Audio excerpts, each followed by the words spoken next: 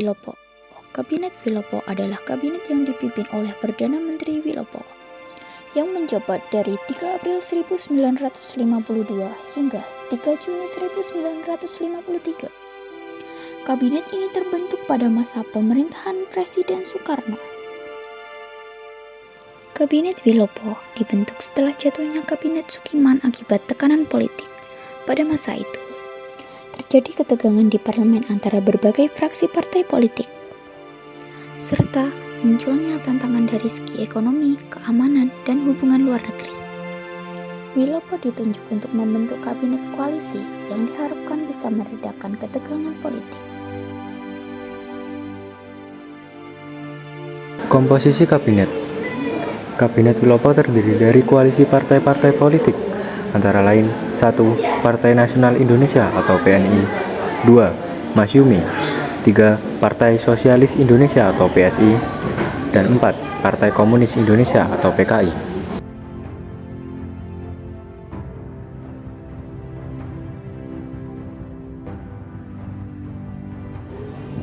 Program kerja yang dilaksanakan oleh Wilopo dalam negeri: yang pertama, menyelenggarakan pemilihan umum, 2. Meningkatkan kemakmuran rakyat, 3. Meningkatkan pendidikan rakyat, dan pemulihan keamanan.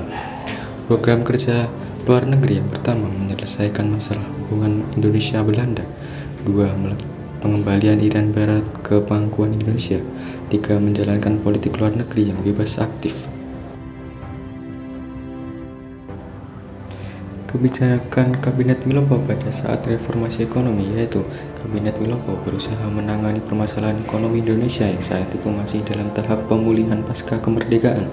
Salah satunya adalah mengatasi defisit anggaran dan menekan inflasi. Pada saat reformasi agraria, program penting Kabinet ini adalah upaya melakukan reformasi agraria.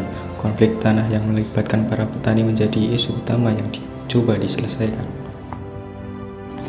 Hubungan luar negeri. Kabinet Wilopo melanjutkan kebijakan luar negeri Indonesia yang netral dan aktif dalam pencaturan politik internasional, namun tetap berusaha menjalin hubungan baik dengan blok barat dan timur. Tantangan. Salah satu tantangan terbesar yang dihadapi Kabinet Wilopo adalah peristiwa 17 Oktober 1952, di mana terjadi ketegangan antara militer dan parlemen. Peristiwa ini dipicu oleh ketidakpuasan militer terhadap kebijakan pemerintah, terutama terkait pengurangan anggaran militer. Beberapa elemen militer mempengaruhi parlemen agar dibubarkan. Namun, usaha ini tidak berhasil. Wilopo berhasil mengatasi krisis ini tanpa intervensi militer lebih lanjut.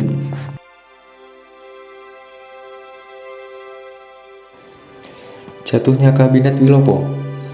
Kabinet Wilopo jatuh pada Juni 1953 akibat ketidakpuasan berbagai partai, terutama terkait kebijakan agraria yang memicu konflik di daerah-daerah, terutama di Jawa Tengah. Konflik tanah antara petani dan pemilik tanah besar menyebabkan banyak ketegangan, dan kabinet tidak mampu menyelesaikan masalah tersebut dengan baik, sehingga kehilangan dukungan politik di parlemen. Signifikasi Kabinet Wilopo. Kabinet Wilopo menandai salah satu periode penting dalam sejarah awal demokrasi parlementer di Indonesia, di mana sistem koalisi dan dinamika politik antar partai menjadi ujian bagi kestabilan pemerintahan.